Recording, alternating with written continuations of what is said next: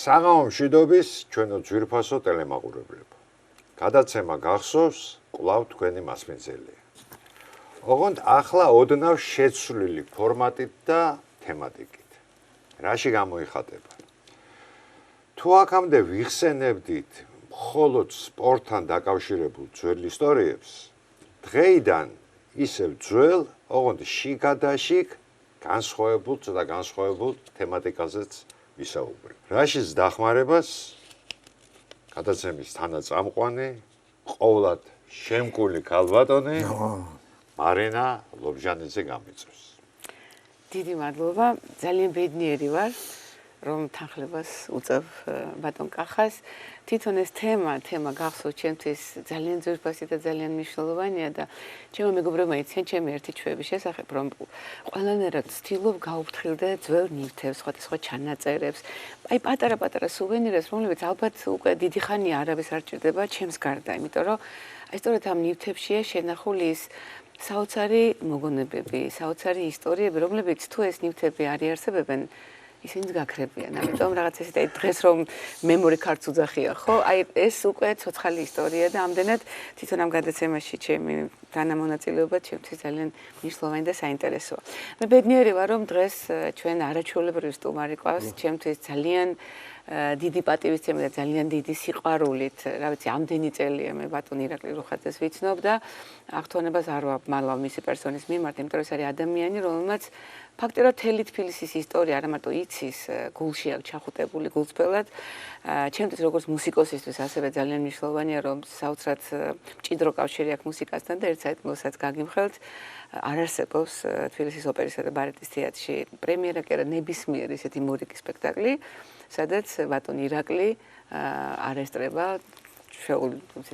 გამოწყობილ ფორმაში შესანიშნავი მუსიკალური ანალიზი და საერთოდ ზოგადად წარმოდგენა არითვლება თუ ბატონი ირაკლი. წარმოდგენა აღარ არის, კი ბატონო, იქ რაღაც სხვა არის და საერთოდ ნებისმიერი ეს კულტურული თუ ისეთი მოვლენა, რომელიც ხდება არა მარტო თბილისში, სხვათა შორის, იმიტომ რომ რამდენჯერ ხან ბათუმში, ხან ქუთაისში ყოველთვის ისეთი სასურველი სტუმარია და მე ძალიან ბედნიერი ვარ, რომ დღეს კახეთში, თელავში რა, ხო.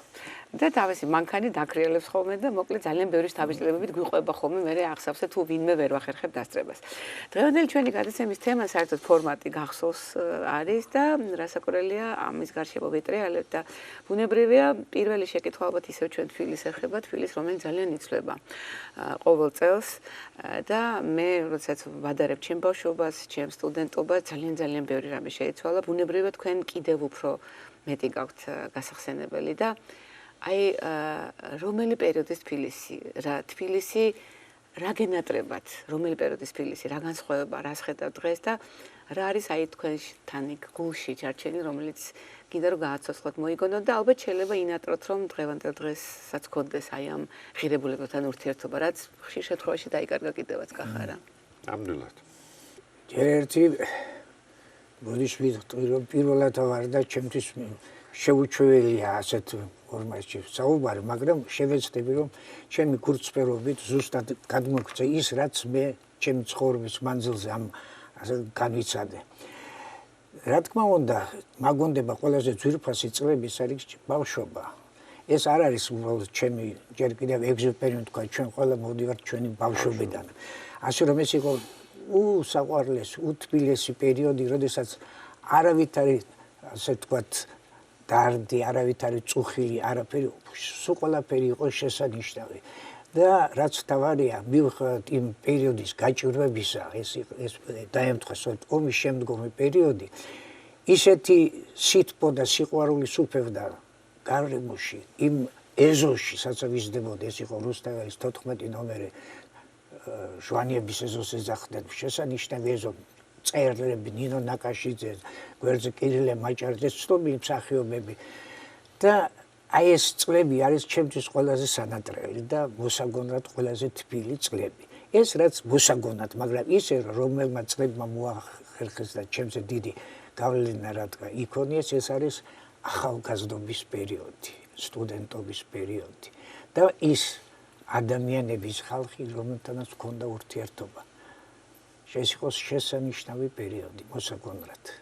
ბატონო ირაკლი, მოგეხსენებათ რომ თბილისი ისევე როგორც ნებისმიერი სხვა ცოცხალი ორგანიზმი მუდმივ სახელცვლილებას განიცდის.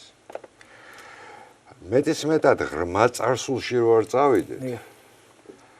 აი მაგალითად ჩვენი მამაპაპების პერიოდი რო ავიღოთ, ალბათ მათთვის მაშინ შეიცვალა თბილისი, როდესაც მეთულუხჩის მაგივრად წყალი ონკანში წამოვიდა მაგალითად, ნუ ვთქვათ ყარაჩოღელი ხელოსანმა შეცვალა, კონკა და ეტლი ტრამვაიმ და ტაქსის მძღოლმა, ვთქვათ დუქნები რესტორანმა. აი პირადად ჩემთვის მაგალითად ქალაქის სახელცვლილება დაიწყო მოხდა მაშინ პირველი სახელცვლილება, როდესაც ქალაქის ძველი უბნებიდან მე თვითონ ვერაზე დავიბადე და გავიზარდე ამ სახლების სარდაფებიდან ქურთები რო გამოიყვანეს და ახლად გაშენებულ გლდანის მასივში შეასახლეს. არა და მგონია რომ მართლა ძალიან უხდებოდნენ ქალაქს და განსაკუთრებით მათი ქორწილები და მათი კაფები, რომლებიც დღეს ძალიან ბევრი ვეძებს სწორედ აი ფერები შეხება, როცა მაშინ ძალიან ესე უცხოდ ჩანდა და ეხლა დღეს მეგობარიც მყავდა ერთი მაშინ, ნუ პატარები ვიყავით, ჩიტას ვეძახდით.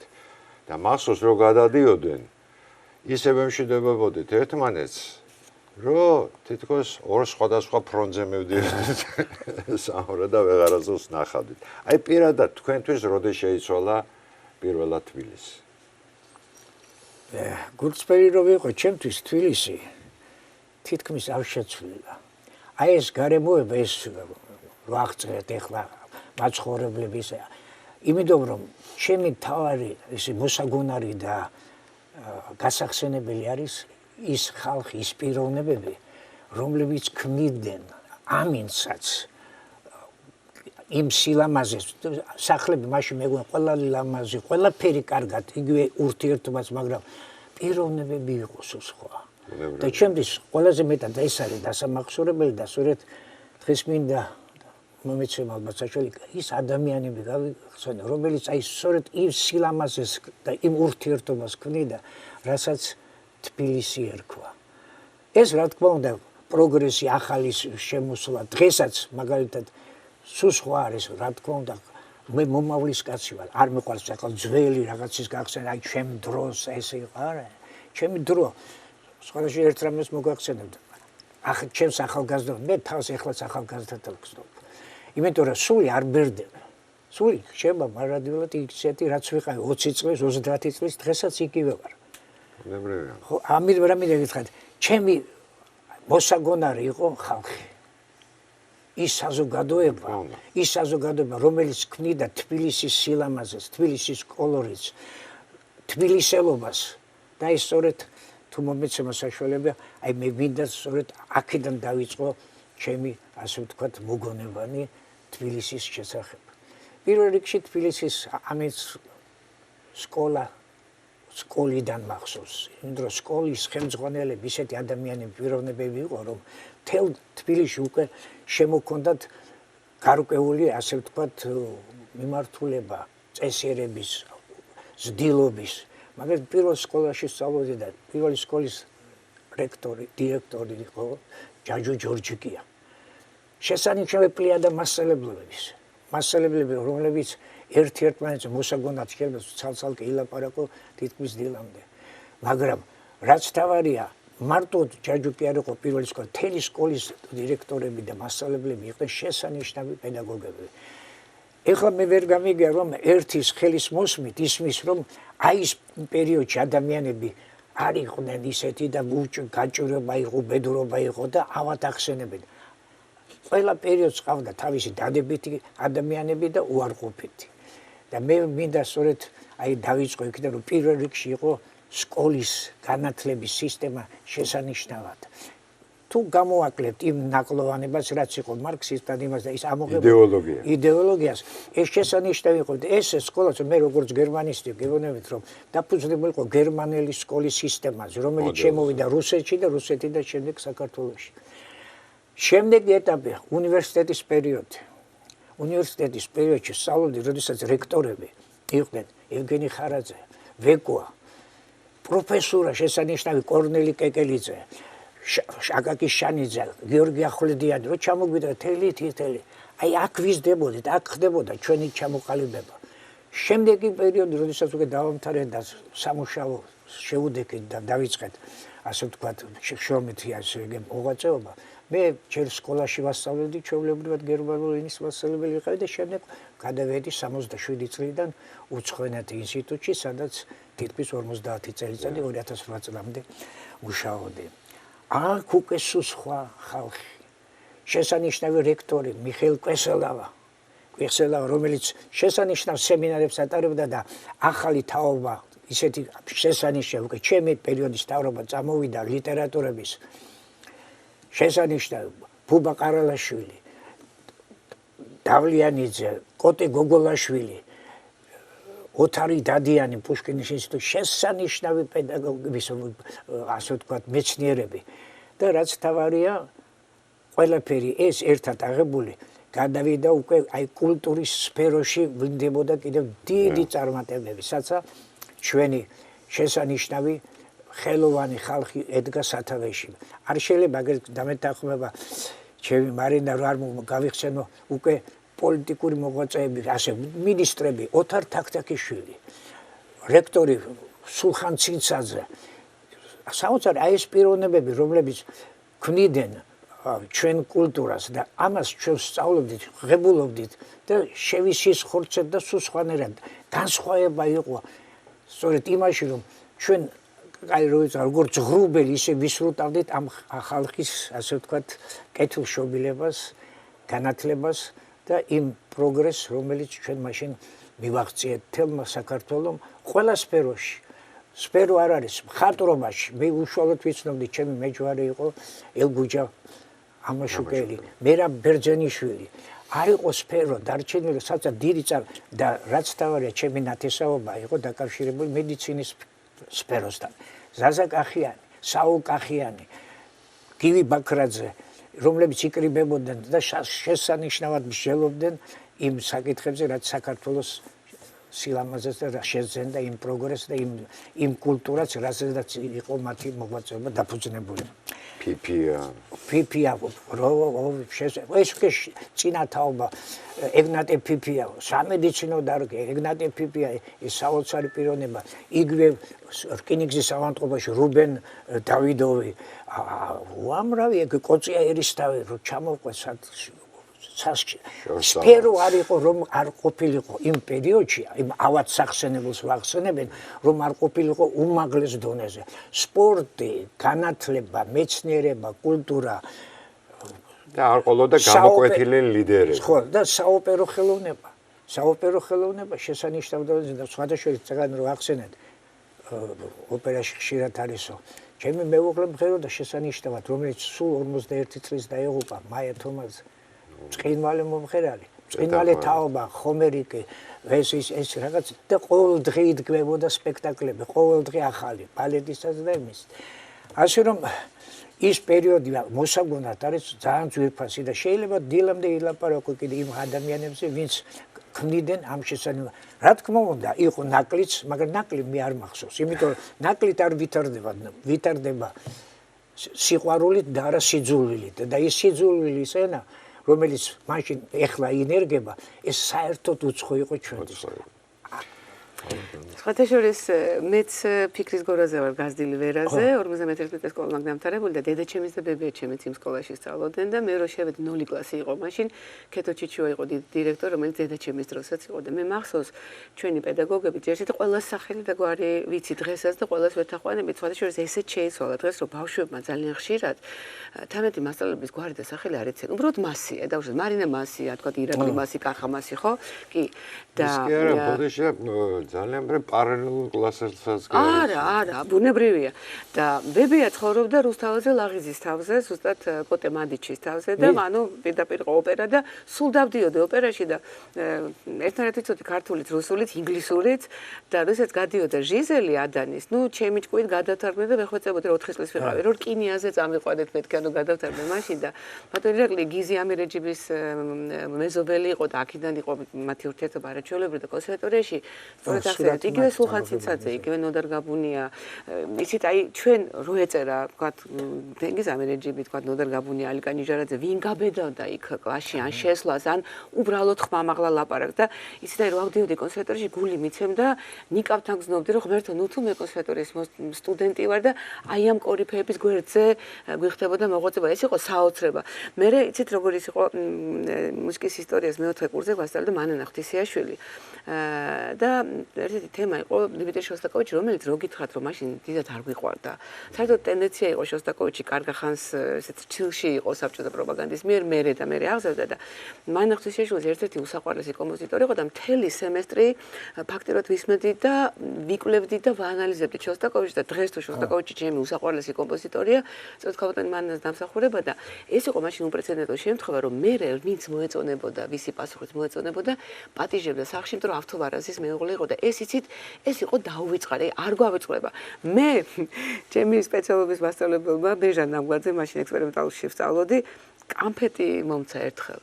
და კიდე დაიჯერეთ, კიდე არა 20 წელი ვინახავდი იმ კამფეტს, მე ის არ გამისინჯა, ბოლოს ჭიები გაუჩნდა. დღეს მე საკლასო ოთახში მიდევს კამფეტებით სავსე ლარნაკი და ბავშვები რომ მოდიან პირდაპირ იღებენ, არც კითხულობენ. აი, მაშინ ჩვენთვის რაღაც განსაკუთრებული იყო და მივედით კიდევაც აი იმ კითხვამდე, რომელიც მინდა რომ დაგისვათ. აი ეს ურთიერთობა, საოცრად სათუთი, საოცრად მოგძალებული, თავაზიანი და ალბათ იცით აი ეს გზნობა, როდესაც შენ გზნობ, რომ ეს ადამიანი არა მარტო ასაკით არის უფროსი, ის ძალიან დიდი გამოცდილებით, ძალიან დიდი ცოდნით მოვიდა შენ წინაშე და აი ეს წიწება პედაგოგის ლექტორის მიმართ ზოგადად მეზობლობაც და კიდევ ის რომ ალბათ აი ამ ურთიერთობას თბილისში განაპირობებდა არა ესეთი ჭურჭუტაინიდან დანახული სტუმარი, ჯერ ესეთი დაუკითხავთ სტუმარი აღარ მოდის არა და ჩაკეტილი კარების სამი ბოქბომეთ, არამედ თბილისი იმ დროს იყო ეზოებით გაერთიანებული ქალაქი. აი როგორი იყო ეს თქვენ რომ გაიხსენოთ აი ის ურთიერთობა იმ თბილისში, რომელიც ალბათ განატრება ყველას ბუნებრივია. ეხლა იძახიან ხოლმე იტალიური ეზო. მე არ მახსოვს იტალიური ეზო, მიუხედავად იტალიაშიც ნავყოფი ვარ, მაგრამ ეს იყო ჩვეულებრივი თბილისური ეზო. და ეს ეზო, რომელშიც მე დავიბადე და გავიზარდე, იყო რუსთაველის 14 ნომერი. 50-მდე ოჯახი ცხოვრობდა ამ ეზოში. ეს წარმოიდგინეთ სასტუმრო თბილისის პირდაპირ ეზო. მოგემედ ადრე კიდე ისე იყო. კი არ ამბობდნენ რუსთაველის 14 ნომერი. უნდა მეთქვა რომ ცხოვრობდი ჟვანიების ეზოში. მოგეხსენებათ ჟვანია იყო ერთ-ერთი პირველი პიონერი ფოტოგრაფიის დამაარსებელი და ვინც კი იყო გამოჩენილი პიროვნება, ყველას მიაჩნდა პრესტიჟულად რომ ამ ეზოში გადაეღო სურათი. და მახსოვს დაწყებული galaktionიდან დამთავრებული ყველა შემოდიოდა ამ ეზოში და იღებდა სურათს და რა თქმა უნდა მიაკითხავდნენ ხოლმე ნინო ნაკაშიძეს. და ნინო ნაკაშიძე მოგეხსენებათ ილია ნაკაშიძეს ცნობილი პუბლიცისტი, ტოლსტოის მეგობრები, ეხლა რუსეთი ვახსენე და ალბათ არ მინდა რომ ჩამითვალონ რუსეთუმე, გუწევთ მოგეწერება იარლიკი.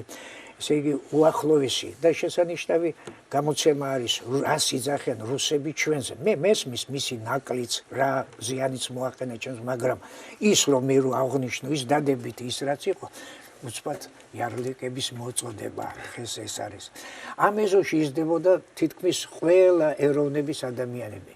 ურთიერთობა იყო, აი გაჭირება ხო გეუბნით ომის პერიოდი, მძიმე პერიოდი იყო, მაგრამ ყველას კარები ღია იყო, თუ ვინმეს რაღაცა ქონდა გასაყოფი სარჩო, ყველაფერი ერთმანეთს უწილადებდნენ.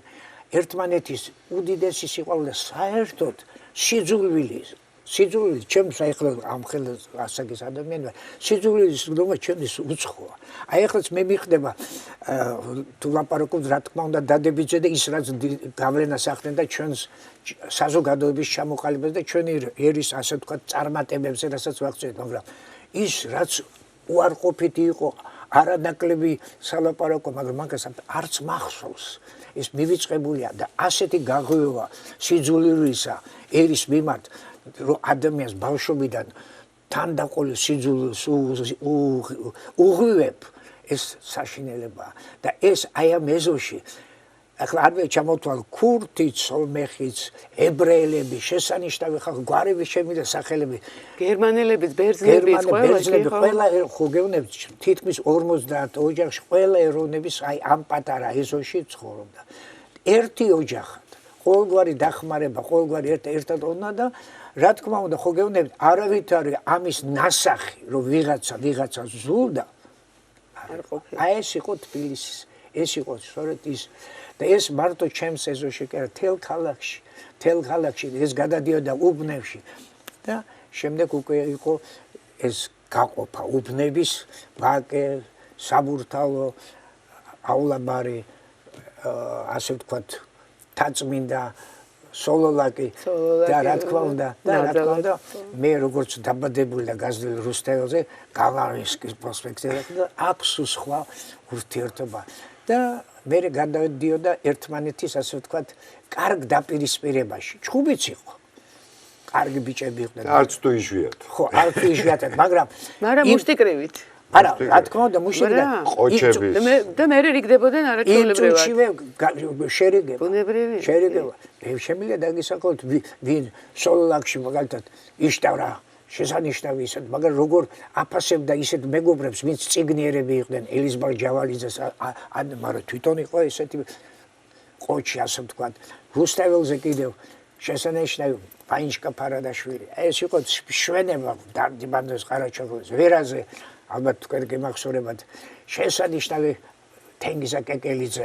ეს იყო ზღაპარი, კოკა მუჯირი, რო ჩავიდეთ ეს რაღაცა ბაშკაცები.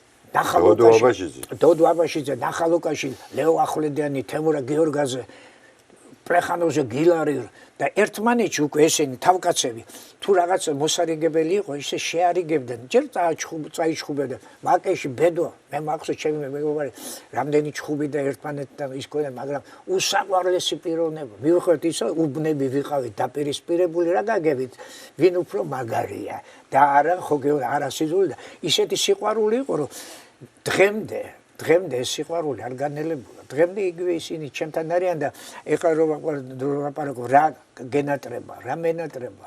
არა ის სახლი, არა ისე გასაგებია მესმის ფასეული ეს რაღაცა შემონახული, მაგრამ ყველაზე ძვირფასი ადამიანები. ყველაზე ის პიროვნებები, რომლებიც ამშვენებდნენ ქალაქს, ამ ქმნიდნენ როგორც საოცარ გარემოს და რაც თავარია ადამიანები იყვნენ, ადამიანები. აი სრული ამ სიტყვის მნიშვნელობა. ბატონო ირაკლი, თქვენ თავში ბრძანეთ, რომ მართალია გარკვეული ასაკი მაქვს, მაგრამ მე მაინც ახალგაზრდა ვარ და დღევანდელობას ძალიან ხო, აი მიყვარს. ძველ თბილისზეც ისაუბრეთ. აი თქვენი ნებარო იყოს და შესაძლებლობა. ხო. აი თქვენ რო გახსოვთ ბავშვობის დროინდელი, იქიდან რას გადმოიტანდით დღევანდელობაში და დღევანდელობიდან რას აიღებდით იქით კარგს? თითქმის ყველაფერს გადმოვიტანდი. იმიტომ რომ ყველაფერი ფასეული რაც იყო და ფასეულად მე მიმაჩნია სულიერება და ზნეობა.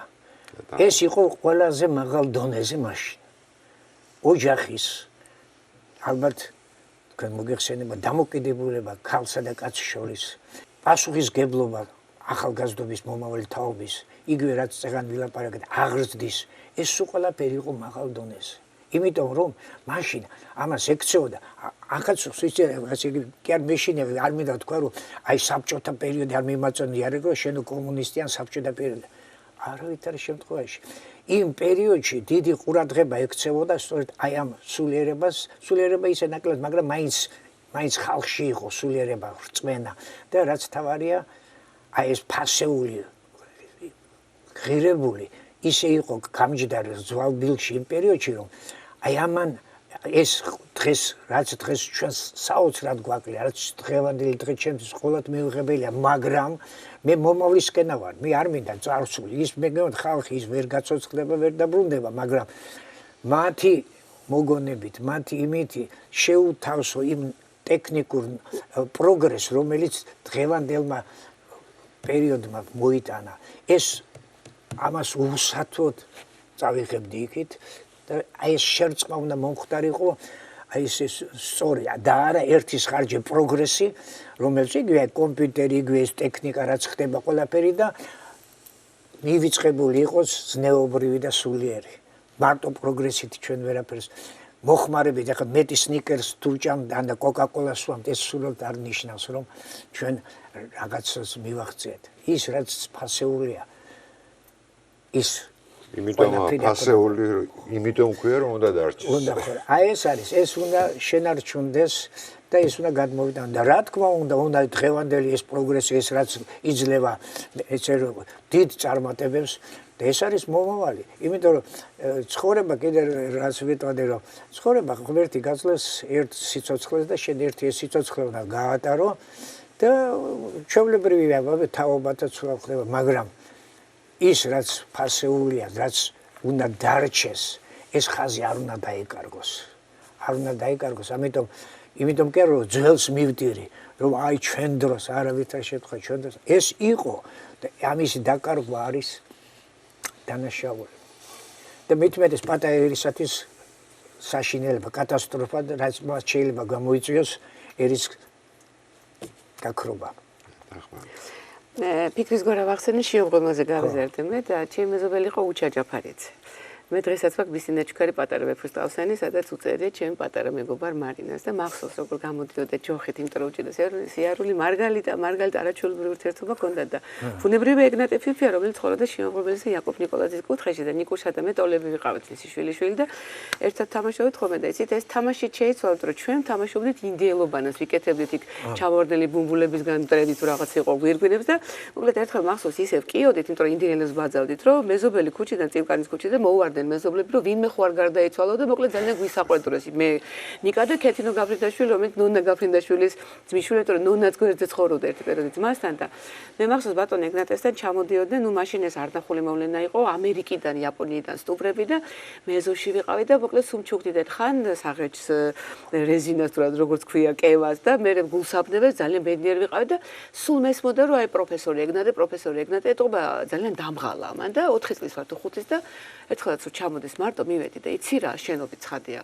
შენ პროფესორი და აი მე მარინა ეს რაღაცა ესე წარმოგიდგე და სულ ღეროდი ხოლმე რომანსებს ბატონ ეგნატეს აღამოზე როცა ქონდათ ხოლმე ეს მიღება და ეს არ დამავიწყდება არასოდეს მე მამაჩემს დავყავდი ყოველთვის უნივერსიტეტის ბაღში თვითონ გეოლოგი იყო და ნუ ყველას იცნობდა ხა თავისთავად და ერთხელ მახსოვს მივდივართ მიწისქვეშა გადასასვლელი რო უნივერსიტეტთან ძალიან ბევრი ხალხია იქ და ესეთი მობუზული ესეთი ქურთის ქალი დგას ნაყინის დიდი ყუთი და მაშინ სოჩინსკი მაროჟნი იყო თუ გასოთ 20 კაპიკა ტყიდიან და თურმე რატოა და აი მაგას ყვები კახა ზუსტად ეს კი რატოა ბევრი ხალხი სტუდენტები და ეს ხალხი თურმე აკაკი შანიძე დგას იქ დაიჭირა ეს ნაყინის ესე იგი შეკრა მოგზადით 11 კაპიკი და ანუ ყიდა თავის ფაში და მოკლედ მამაჩემ მიყიდა რამდენიმე ცალი მაგრამ მე მახსოვს რომ ერთი მანეთიანი ჩაუდო იმ ცაცოდა მობუზულ გამყიდოს და კიდე ერთი მახსოვს ვაკის პარკში წავიყვან და ერთხელ უბრალოდ აი რა მაშინ ძალიან ბევრი ვარდები იყო ზამთარია და ძალიან მომეწონა ერთი თეთრი ვარდი გეხვეწები მეთქი მომიწყვიდა და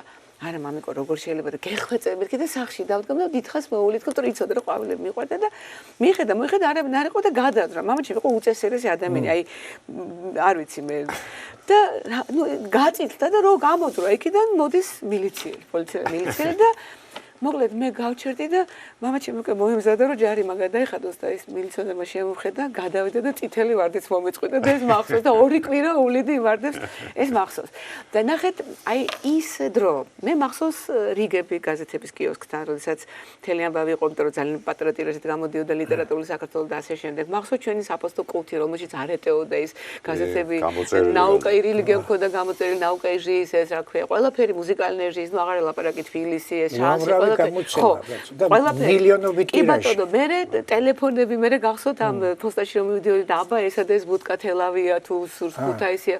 მე ჩვენ ბლოგზე გქონდა ტელეფონი, ორი მეზობელი მოგერთმეს და ერთი საწყალი. ხო, იურა იყო ნისგაროდოვი, ჩვენ მე-9 სართულზე ცხოვრობდით ის პირველზე. დღეში ამოდიოდა 3-ჯერ. რო დაერეკა თავის ცოლთან და ისეთ რა იყო დიალოგი. ძინუბარის უნდა მოჟდო ტელეფონო და ну Диночка, это я, как ты? უბრალოდ მოიკითხა და ისე უნდა ყველაფერი კარგად და მიდიოდა. აი ეს იყო მათი ურთიერთობა, ეს არ ეხაც რო გიყვებით მაჟირებს, ეს იყო ჩვეულებრივად ძალიან ისეთი უკვე მოტეხილი ცოლქრის აი ესეთი გულწრფელი სასიყვარულო დიალოგი. აი როგორ იყო ის ურთიერთობა, ის სოციალური ქსელებით ურთიერთობის საშუალება და დღეს, როდესაც ამდენია Facebook-იც არის, Instagram-იც არის, მობილური ტელეფონიც არის, Viber-იც, ყველაფერი, აი როგორ და რამდენად აი ამ თითქოს გაზრდილმა შესაძლებლობებმა ჩვენ დაგვაახლოვა თუ ამის იმედად დაგვდო, აი როგორ შეაფასებთ თქვენ? ხო, მე შევაფასებდი რა თქმა უნდა, ამ პროგრესმა გამოიღო ერთის ხრივ რაღაც დადებითი, მაგრამ თავარი რაც არის, დააშორა ადამიანები ერთმანეთთან. ურთიერთობაში დაიკარგა. ურთიერთობა დაიკარგა უკვე ეხლა რო მთელი უბანი მოყევით, აი იმ საცეგნატე ცხოვრობდა, ეგნატეს იქით ცხოვრობდა, ბრწყინვალე კიდე ექიმი გუგეშაშვილი. დიახ, შიო ილიჩი. შიოს შვილი დედაჩემის კლასელი იყო მაყვალა გუგეშაშვილი. შიო ილიჩი, ხო და მე საერთოდ შიო ილიჩი მაყვალა გივიციციშვილი, მისი მეუღლე. ეს ისეთი ურთიერთობა და უშუალოდ გვიხდებოდა ჩვენ ერთმანეთთან კავშირის ნაცნობობა. და დღეს ეს ტელეფონი და ეს ისა და ის ჯერ ერთი ეს Facebook იძლევა ზერელეცო და ნაპაპლაური ვიტყვი ზევიდან არის ყველაფერი არ გიხდება წიგნი და ჩახედვა ყიდვა და ეს როგორც მოდის ისე იკარგება არ რჩება ღირებული აღარ არის და ის ურთიერთობა რაც უშუალოდ კონტაქტით მარტებოდა რამხელა სიყვარული იყო იგივე ახსენეთ ნანა ხაზარაძე ნანა ეგნატეს რძალი ეს ხო ბრწყინვალე პიროვნებები იყო ულამაზესი და კი ბატონო მე რა მახსოვს ის ნანა რომ მოვიდა თქვა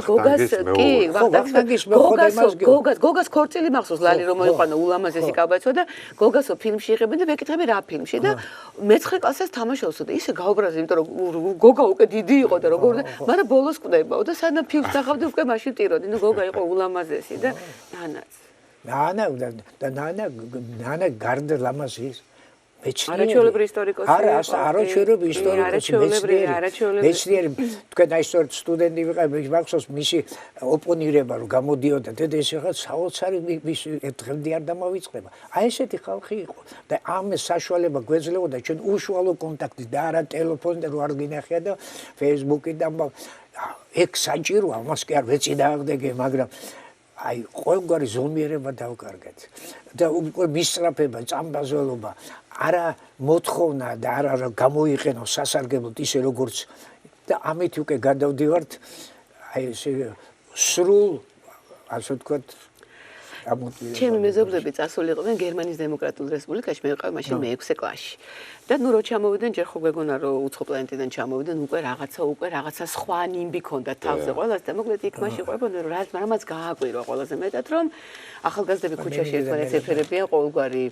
მის გარეშე ცენზურის გარეშე ნუ მე ძალიან მომეწონა მაგრამ დედაჩემი და მამაჩემი აღშფოთენ მაგრამ რა იყო რომ წარმოგიდგენიათო ესე იგი იქო სტუმრად ვერ მიხვალო თუ არ ახარ შეთანხმებულიო და ტელეფონზე რომ ვიღაც გირეკავსო გეკითხებაო რომ დრო გაქვს თუ არა რომ დაგელაპარაკოსო და მაშინ ისე გაგვიკვირდა ეს ყველაფერი იმდენად იმიტომ რომ კარები არ ეკეტებოდა ხო სწორია პირდაპირ და დღეს არც კარი და არც პანჯა არა და დღეს ესე იგი რომ რეკა მეც პირველ რასაც კითხულობ დრო გაქვს რომ დამელაპარაკო აი რამდენად და კიდე ერთი იცით ამასინეთ ერთ ვიღაცა ჩავეხუტა და ჩემი მეუღლე მეუბნება რომ ვის ჩაეხუტა ეს Facebook-ის ჩემი მეგობარია შენ ხო არ იცნობ და რაღაცა აი ესეთი ის მოხდა და ხო ჩვენ შევეჩვიეთ დაბადების დღეების მილოცვას ჩვეულებრივი გასაგზავნი ბარათებით Facebook-ში რამდენიმე გამზადებული ფრაზი და სწორედ ამბოლოდ რომ შევცვალე ვინ ჩემთვის მართლა ძალიან ძირფასი იმათ ურეკავ რომ ისეც მეზარება რა ქვია ქართულად არის სმაილიკებს ემოციები ხო ემოჯის უძახიან ხა ახალგაზრდაობა ემოჯის აი ერთი შესანიშნავი ეხლა ახსენე დაბადების დღეები და ამან მომცა იმპულსი არის შეგეთქვათ ქართული სუფრის მადლი ასე ვიტყოდი. ეს იყო თელი ჩვენი დასაყრდენი ჩვენი ოჯახების უდიდესი მონაპოვარი რომ ოჯახში ვიკრიბებოდით. თესაობა იკრიბებოდა ოჯახში, მეგობრები იკრიბებოდა ოჯახში და ოჯახში არ იყო ოჯახი მიუხედავად იმისა რომ სიმღერით თავდებოდა.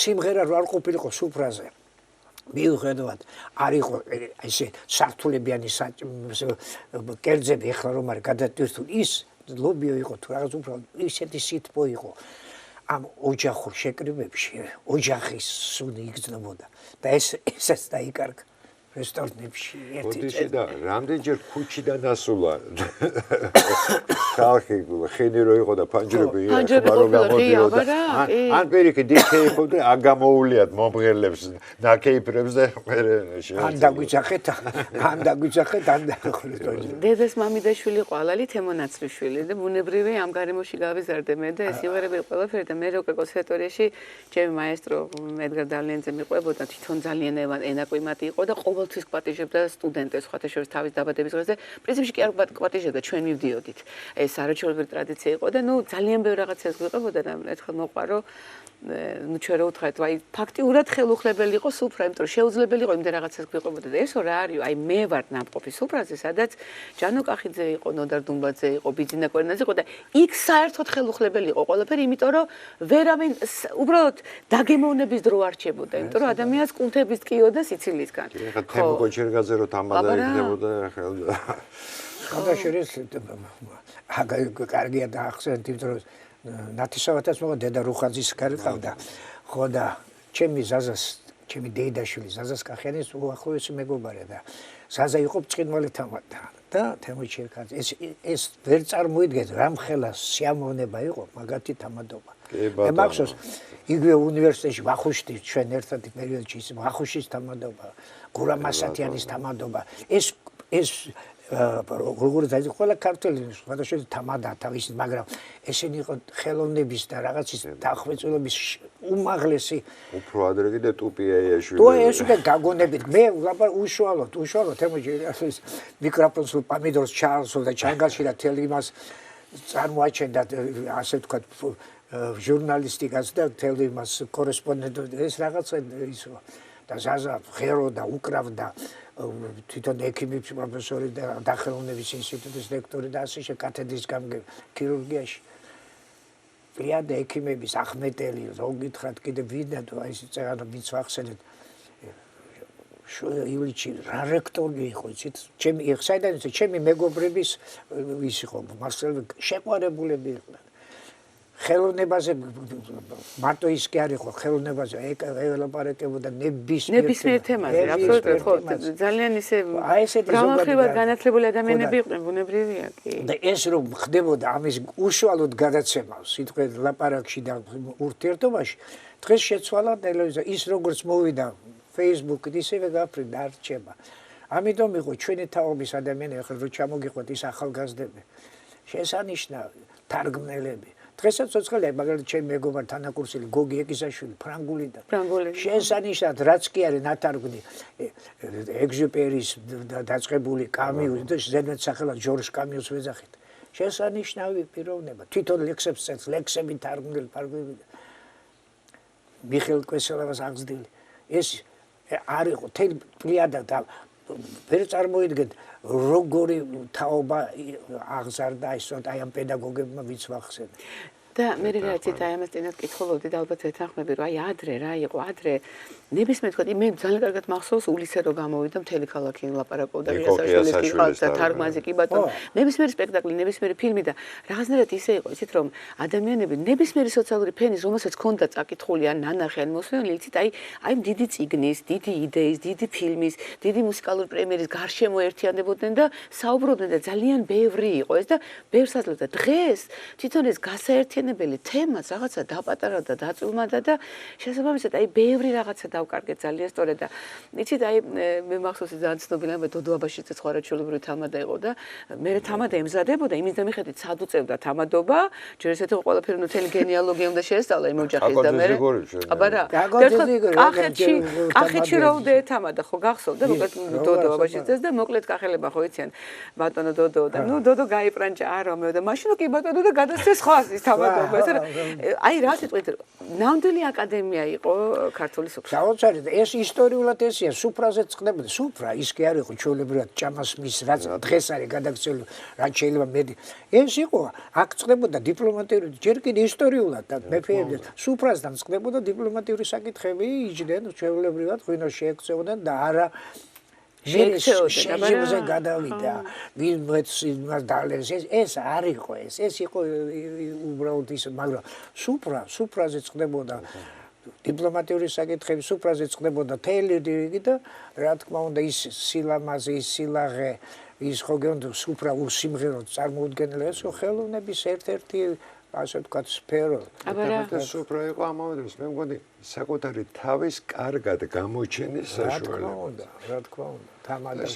აუცილებლად როცა კარგი თამადა იყო იმას არასოდეს არ მოხდება რომ მომისმინეთ გაჩერეთ ის თავისთავად გასოსული ჯექი რომ მოგესმინა ხო სწორია ეგრე იყო და სხვადასხვა თამადა მე ვიცი რომ ნამდვილი ქართული სიტყვა არ არის თამადა ეს მე მგონი სპარსულია როგორც მე წავიკითხე ნამდვილი ქართული იყო პურის უფალი ანუ ეს უფალი ბევრგან არის ხო თავის პურის უფალი ხო თავის უფალი ხელის უფალი ჭირის უფალი ანუ უფალი ყველგან არის და ეს იყო პურის უფალი ნამდვილად კი და თურქულად კიდევ იყო ტოლუმბაში ხო ესეც იყო კი ტოლუმბაში ბაში თავი ალბათ ბაში ჩუქება სუფრის თავი ეს სუფრა არის პატარა სახელმწიფო თუ იგივე რაც ორკესტრში დირიჟორი ძალიან ბევრ ამას ვადარებ კი დირიჟორია ყველაფერი და დიქტატორიც არის და ამავე დროს მე მგონი გალაქტიკაც არის რომელიც აი ერთ ძალიან დიდ კანონზომიერებას ემსახურება და რაც არა ეს მუსიკოსები გარდა იმისა რომ სხვადასხვა ოჯახები ინსტრუმენტების ამ ინსტრუმენტების წარმომავლობა სხვა და დღეს შეიცვალა იმით რომ ის მუსიკოსების განსხვავებული არიან ამისა მინდა გავიხსენო მაშინ საპატრიარქოს რაღაც ვიღებდით რაღაცებს და ჩამოსულები იყვნენ ათონიდან მამები. ათონიდან მე მგონი ყველა მონასტრის წინამძღვარი არისო, მაგრამ რამდენი მონასტრის წინამძღვარი და ნუ მოკლედ სერიოზული დელეგაცია. ჩვენი უწმინდესის საიუბილეო წელი იყო არმასოს 25 თუ 30 წელი აღსაყდრების. და ჩამოსული იყო და იმან თქვა კაცო პირველად იყო ეტყობა საქართველოში ისა. და ეხა ტრაპეზი გაიმართა. მე ტრაპეზის მერე ამბობს ეს კაცი. რა კარგი წესი ქონიათო პირველად ნახეო რომ წირვის მერეო სუფრაზე წირვას აგძელებდო. ანუ ეს სადღეგრძელობის მიმდინარეობა ისე იყო, როგორც ლოცვები და თქვა ერთი ხა სხვა თემაზე გადავიდეთ ბატონო ირაკლი და სამ შეკითხვას დაგისვამდით. ერთი ამბავი მინდა გავიხსენო, აი, სწორედ აქედან გამომდინარე გამიჩნდა ეს შეკითხვა. რა პერიოდი ეცით აი ოსეთთან რო აირია უკვე სერიოზულად ურთიერთობა და ჩვენ წინ ერთი ეროვნებით ქურთი ცხოვრობდა ეხაც ცხოვრობს ხოდაშე ისკო ერქვა სახელად ჩემზე უფროსი იყო ცოტათი და მოვდივარ კაცო სახში და ხედავ რომ ეხა სანამ ჩემ ეზოში შევალ მოდის რაღაცა ნუ დოლბანში ნუ ბინტი როგორ არის ბინტი მოდის რა როგორც მისტერ პიტკინი. ხაის დაახლოებით ესე რა, ერთი ცალფეხსასმელი უჩვენდა მე მგონი მარტივად დარჩენს სურნელში რა. და ეს ხელის გულები და შევხედე ისკო. ისკო რა არის მეთქი რა მოგივიდა მეთქი მანქანა ძღოლი იყო თან და ვიფიქრე ავარიაში ხო არ მოყვან რა არის ეს. არაფერი რა კახაჯონ მეთქი რა არაფერი ცალფეხსასმელი ხარ დარჩენილი მარტო და აი გამ მოსკოვიდან ავტობუსით მოდიოდიო რა. მოდიოდიო და რუსეთიდან ნუ არ აღნიშნულობა და იქა ორჯონიკიზეში მე მგონი არ მოსოს გავგვაჭი ოსეთში რა ჩი იმ დროს დღეს რა ქვია ორჯონიკიზეში. ეგრეა. სტილოსი. ეკო გავგვაჭერეს ოსები გადაგვიდგენო და აბა რომლები ხართო ქართველებიო ჩამოდითო. ჩამოდით ცემესო რა. ჩავედი ცემესო და ოთხარი კი მაგრამ მე რასაკვლევინებდი თავს მე ვერ ოთხარი რა დამოიღა რაღაც ხო შემომხედა არაცხვენი რა კახაჯან მე თქვენთან როგორ მეჭამა ყური აი მართლა ხო გითხრათ ხელისგულები მოუჩანდა და აი იმ ხელზე ვაკოცე აი მაშინ კიდევ ერთხელ დავწმუნდი რომ აი იმ დროინდელ თბილისში შენი ეთნიკურობა კი არ იყო, ან წარმომავლობა კი არ იყო თავარი. არამედ ის, რასაც ალბათ ქალაქელობა ქვია. რა მინდოდა ეხა კითხოთ, რომ აი თქვენის აზრით იმ დროინდელი კარგი ქალაქელვის გამსაზღვრელი რა უნარჩვევები იყო და რა არის დღეს როგორ ფიქრობთ? ნუ როგორც გითხარით, თავარი იყო იმ პერიოდის გარდა იმისა, აი რო ჩამოთვალეთ პიროვნები, ვაჟკაცები ისინი, ყველანი იყო თავდაბლები. თავდაბლობა იყო.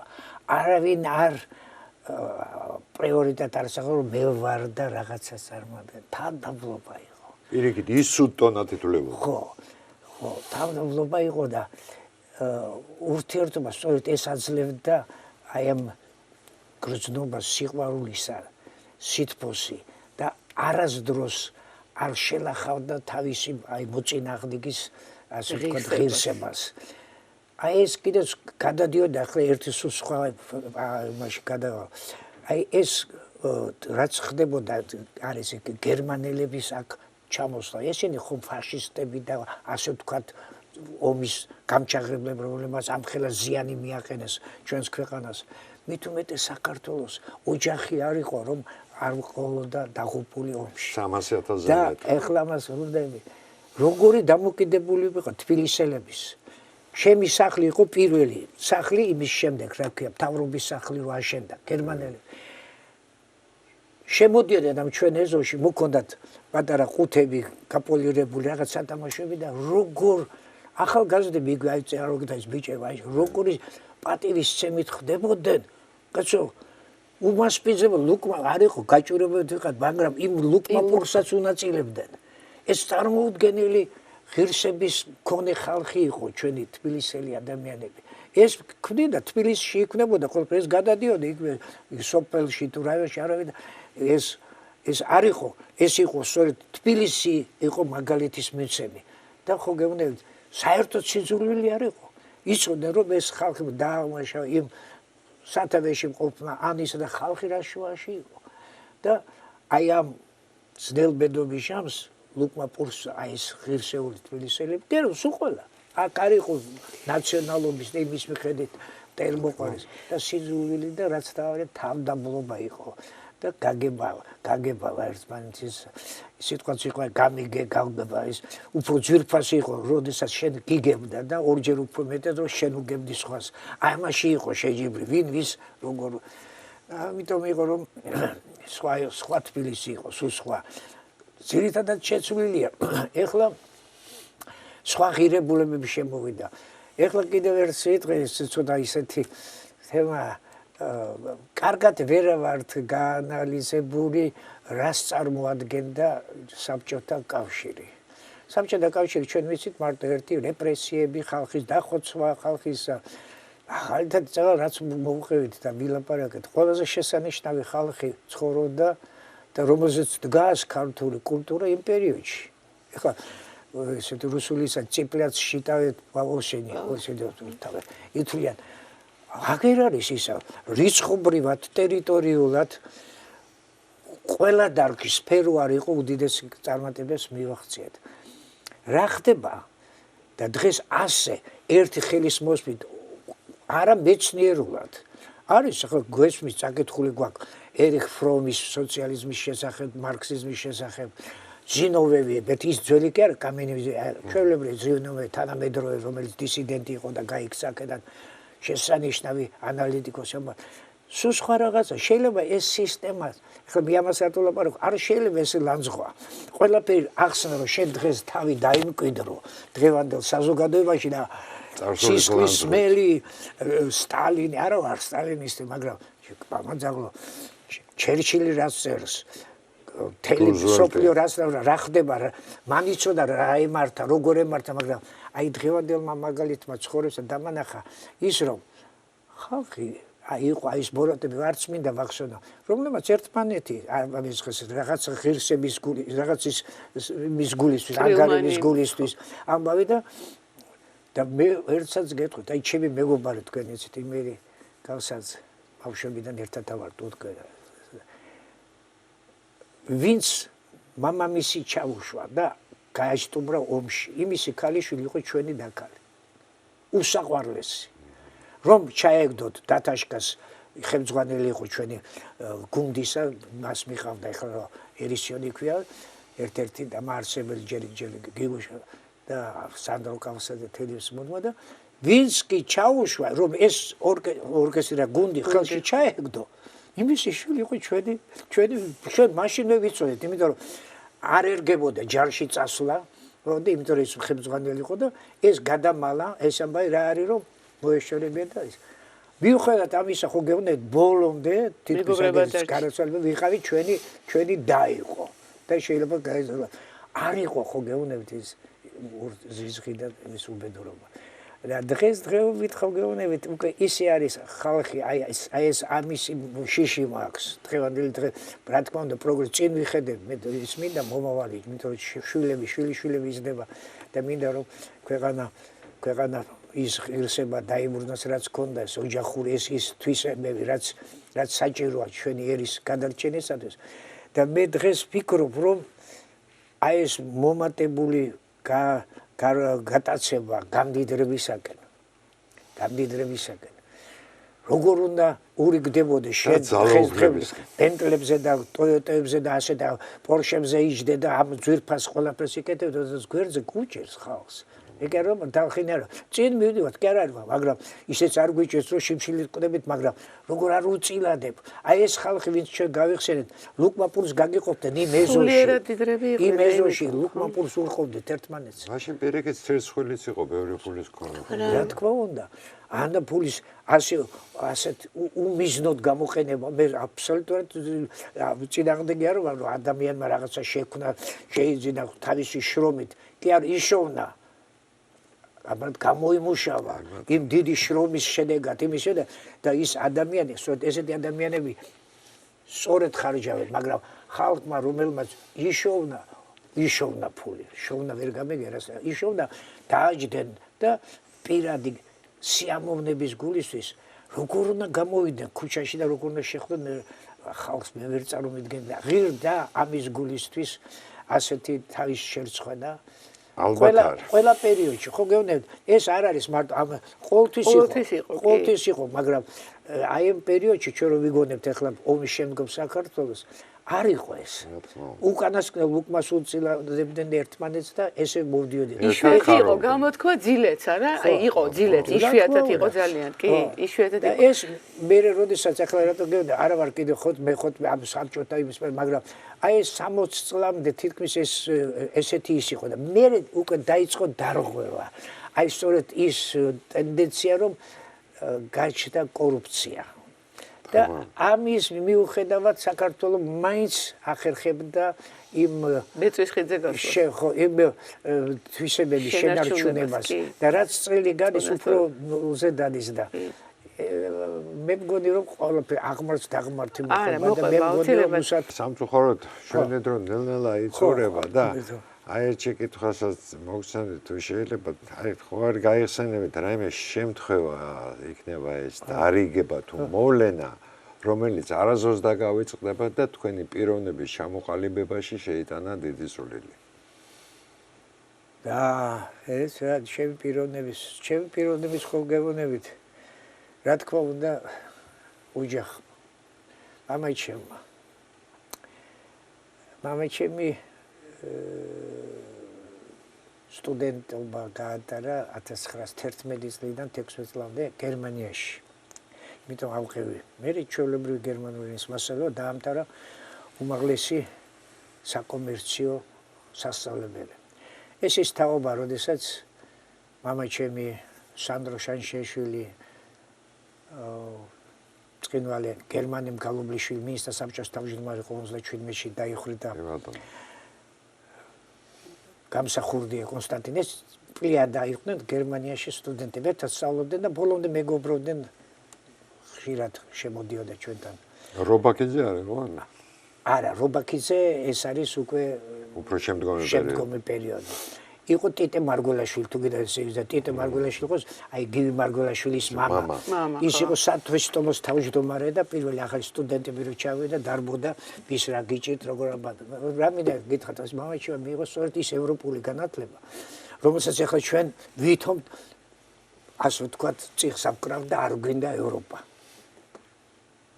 იქ საოცარი ხალხიო შემოიტანეს ის კულტურა ის რაც ფასეულია რაც იქ დაკარგულია ახლა და სწორედ რაზე გეუბნებით რომ მამაჩიმა მიუხედავად ამ დიდი ასე ვთქვათ ცოდნისა წარმოუდგენელი და უმაღლესი საკომერციო და ჩვეულებრივად სკოლაში იყო გერმანული ენის მასწავლებელი არ დაინიშნა არც ერთ თანამდებობას აი გერმანე გალავლიშვილი მისი მეგობარი იყო მინისტრ საბჭოს თავმჯდომარე და ეხვეწებოდა მამაჩემს რომ მოდი მოგიდოს ერთად იწვენ ერთად დაამთავრეს მაგრამ 23 წელში ჰქონდა შემთხვევა რომ მამაჩემი როგორც ერთ-ერთი ასე ვთქვათ მოძრაობა მესაკუთრეთა კლასის წარმომადგენელი ბრწყინვალე ხალხი ეს ცალკე მოსახული რაღაც საოცარი რომელიც თეატრს ეკლესიას და სკოლას ინახავდნენ წერა-კითხვის გამოცდილ საზოგადოებას ეს მანამდე და შემდეგაც ეხმარებოდნენ აი ეს იყო მამაჩემის მიზანი რომ საქართველოში შექმნილიყო მესაკუთრეთა კლასი და ვერ შეიქმნა იმიტომ რომ ეს რაც ხდებოდა ეს სწორედ ის მავნე ხალხისაგან და ამიტომ აირჩია ჩვეულებრივად გერმანული ამიტომ ღრმა მოხსეულებამდე ყოველგვარი ჯილდოები მიღებული ამბავი და მთელი თავის სიცოცხლე მოახმარა ახალგაზრდა თაობის აღზრდად. რასასრულს მინდა ალბათ ხوار მომთელი. ბატონო, აი ვამთავრეთ გადავაცილეთ ყველა. მაშინ ერთერთეთ რომ რა გადაგვარჩენს, აი გვეშველება რამე ეს კითხვას ვამე გვეშველება. გვეშველება 1-2 ფაქტორის გამო. თავარი რაც არის, ქართული სუფრა ყოველთვის იწყებოდა უფლის ხსენებით და თავდებოდა იგივე ყოველ წმინდა სადღეგრძელოთ. ესე იგი რა მინდა და მე სადღეგრძელებს ქართულ კაცს რა გამოვლებს შესანიშნავად ყველაფერი მოსდეს და აი სწორედ უფლის სიყვარული ღმერთთან ასე ვთქვათ ახლო ყოფნა რაც გაძლევს საშუალებას რომ ყველაფერი მე სწორედ გიყვარდეს სწორი ნაბიჯები გადადგა არა მარტო აზროვნება ჩამოიყალიბო ქრისტიანული აზროვნება ხო ბლაღოჩინი ხდელივით ლაპარაკობ მაგრამ აი ეს მივხვდი ამ ჩემ ასაკში რომ ჩამოიყალიბო ქრისტიანული აზროვნება რაც არის დამფუძნებელი ზნეობისა და სულიერების ძირითადი და პატარა ერისათვის ჩვენი ერისათვის ეგ არის ეს იყო და ამან გადაგვარჩინა ამან მოგვიყვანა იმ ნაკლოვანებები იმდენი არის ხო გეუბნები მაგრამ ნაკლოვანებები ეს ყოველთვის მაინც დადებითი ჯობდა 50+1 მაინც დადებითი იყო საქართველოში ის 59-ს იმას არც ვახსენებ. ამიტომ აი ეს მინდა რომ სულიერობა და ზნეობა და ღმერთის სიყვარული. მამა გეოლოგი იყო სადარავარ ნაყოფი და სულ ფიქრობ მე არ ვიცი არ მეგულება სხვა ერი სადაც აქვთ აი ესეთი დასახლებული ადგილები ერთაწმინდა, ყველაწმინდა და წყალწმინდა. მე სხვაგან არ შევხვედრი და მეც გონია რომ ეს გადაგვარჩინა და რა ვიცი, კარგია თუ ცუდია, ეს ჩვენი ისტორია და ჩვენ სხვა ისტორია არ გვაქვს. დიდი მადლობა ბატონო. ირაკლი, დიდი მადლობა. დიდი მადლობა თქვენ. დავიტოვოთ იმედი რომ კიდევ არაერთხელ შევხვდებით.